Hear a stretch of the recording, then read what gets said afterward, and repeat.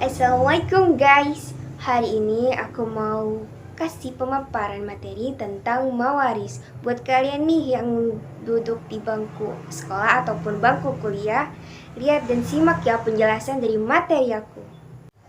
Sebelum aku jelasin kepada intinya, kita itu harus tahu pengertian mawaris itu dahulu. Baiklah, pengertian mawaris ialah ilmu yang berkaitan tentang pembagian harta warisan di mana kita merujuk kepada prinsip dan syariat Islam. Pada umumnya, ilmu mawaris ini disebut dengan ilmu faraid dan hukumnya ialah fardu kifayah, di mana yang artinya jika ada seseorang yang sudah mempelajarinya ataupun ada sebagian dari kita yang sudah mempelajarinya, maka gugurlah kewajiban bagi yang lainnya. Akan tetapi, saat ini orang yang mempelajari ilmu mawaris itu semakin sedikit. Padahal ilmu mawaris ini adalah ilmu yang penting bagi kita di kehidupan sehari-hari, di mana pembagian harta warisan ini kadang menjadi perdebatan di dalam keluarga. Nabi Muhammad SAW pun menyebutkan jika ilmu mawaris ini adalah separuh dari inti agama.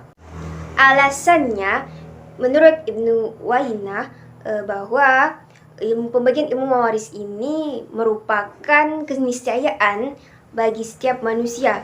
Sekarang ini ilmu mawaris adalah sebagai ilmu yang hampir mencapai langka, di mana orang yang mempelajarinya itu semakin sedikit, padahal problem yang ada pada pembagian warisan ini semakin banyak dan merebak. Ada beberapa ketentuan di dalam ilmu mawaris ini. Yang pertama ialah pembagian yang menurut agama Islam diberlakukannya secara adil dan diberlakukannya untuk mengangkat derajat kaum wanita.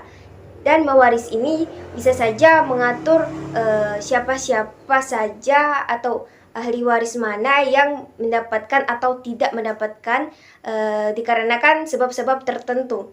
Dan mawaris juga bisa saja mengatur siapa saja golongan-golongan yang nantinya akan mendapatkan atau tidak secara rinci. Oke, aku tadi sudah menjelaskan dari pengertiannya. Sekarang kita akan lanjut kepada sesi pembahasan, di mana pembahasan ini meliputi dari pokok-pokok warisan. Pokok-pokok warisan ini pun ada di dalamnya tentang rukun dan syarat. Di sini aku akan menjelaskan tentang rukunnya. Oke, rukun waris. Rukun waris ada 3 unsur yang meliputinya, di mana unsur-unsur itu adalah persyaratan yang ada di dalamnya. Unsur-unsur ini di dalam kitab fikih dinamakan rukun, dan persyaratan dinamakan syarat dari tiap-tiap rukun. Baiklah, kita akan membahas rukun waris di dalam harta warisan. Di sini harta warisan atau maurits ataupun tirkah ialah harta waris di mana akan dibagikannya harta-harta tersebut kepada si ahli waris. Tetapi sebelumnya uang tersebut atau harta tersebut dialokasikan untuk biaya-biaya perawatan, melunasi hutang, dan untuk menjalankan wasiat. Harta peninggalan dalam kitab fikih disebut dengan tirkah, di mana tirkah ini yaitu apa-apa saja yang sudah ditinggalkan oleh si mayit berupa harta secara mutlak. Jumhur fuqaha berpendapat bahwa tirkah ialah segala apa yang dimiliki seseorang yang baik berupa benda atau kebendaan, hak-hak bendanya untuk diwarisi oleh si ahli waris setelah ia meninggal dunia. Adapun cakupan-cakupannya, yang pertama, kebendaan dan sifat-sifat kebendaan mempunyai nilai kebendaan. Yang kedua, hak-hak kebendaan. Yang ketiga ialah benda yang berada di tangan orang lain. Dan yang keempat adalah hak-hak yang bukan kebendaan. Oke, kita akan masuk kepada syarat-syarat waris. Syarat-syarat waris ada 4 macam. Yang pertama ialah orang yang mewariskan sudah meninggal. Di sini ulama membedakan mati itu ada 3 macam. Oke, yang pertama, mati hakiki atau mati yang sejati, di mana hilangnya nyawa seseorang yang semula ada padanya. Mati hakiki ini bisa kita buktikan dengan panca indera ataupun alat-alat pembuktian lainnya.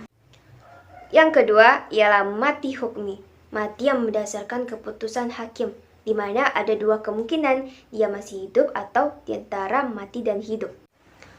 Yang ketiga ialah mati takdir atau menurut dugaan. Ini bukan termasuk pada mati hakiki ataupun mati hukmi. Di sini hal patokannya adalah menurut dugaan keras.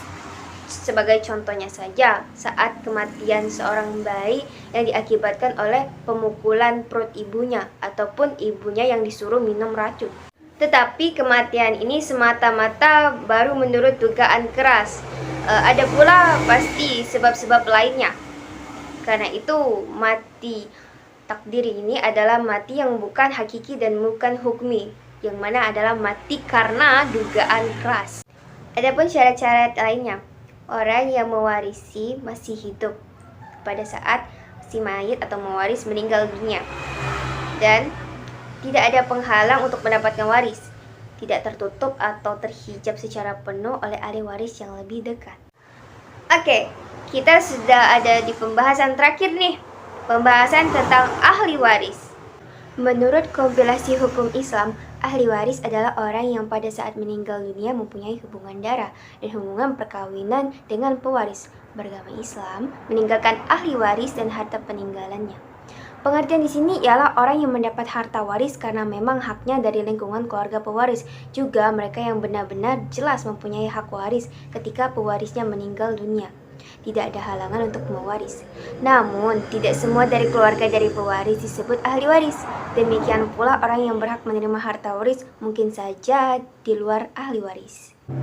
Oke, setelah pengertiannya kita masuk ke macam-macam ahli waris. Di sini ahli waris ada dua macam. Yang pertama ahli waris nasabiah, yaitu ahli waris yang hubungan kewarisannya didasarkan karena hubungan darah.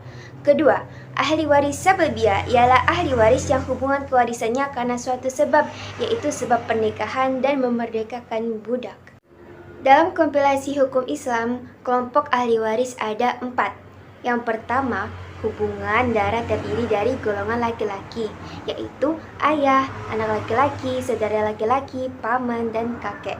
Dan golongan perempuan yaitu ibu anak perempuan, saudara perempuan, dan nenek. Yang kedua ialah hubungan perkawinan, terdiri dari duda dan janda. Apabila semua ahli waris ada, maka yang berhak menerima warisan hanya anak, ayah, ibu, janda, dan duda. Yang ketiga ialah hubungan agama sesama muslim. Di sini dalilnya dari Nabi Muhammad SAW mengatakan orang Islam tidak mewarisi dari orang kafir dan orang kafir tidak mewarisi orang Islam. Hadis riwayat Jamaah. Bila seseorang tidak mempunyai ahli waris, maka warisannya itu diserahkan ke Baitul Mal untuk umat Islam sebagai warisan. Rasulullah SAW bersabda, jikalau tidak ada ahli waris di antara mereka, maka Rasul yang akan menjadi ahli warisnya. Tetapi jangan disalahartikan hadis ini, karena Rasulullah bukan hanya untuk dirinya sendiri warisan tersebut, tetapi untuk kemaslahatan umum. Umat Islam mendapatkan warisan dari orang yang meninggal dunia melalui dua jalur, yaitu ahli warisnya atau rahimnya tidak ada, maka diserahkan ke Baitul Mal. Yang kedua, ahli warisnya hanya ada seorang dari suami atau istri, sedangkan rahimnya juga tidak ada. Ada sisa dari bagian suami dan istri, diserahkan ke Baitul Mal. Di sini jika pengaturan di Baitul Mal belum teratur, maka akan diserahkan ke orang yang adil bijaksana untuk menjaga warisan itu mencapai atau pembagiannya kemaslahatan umum dapat tercapai dan adil. Untuk mengetahui hubungan agama telah dijelaskan pada kompilasi hukum Islam, di mana jika setelah dewasa bisa dilihat dari kartu tanda pengenal ataupun kesaksiannya.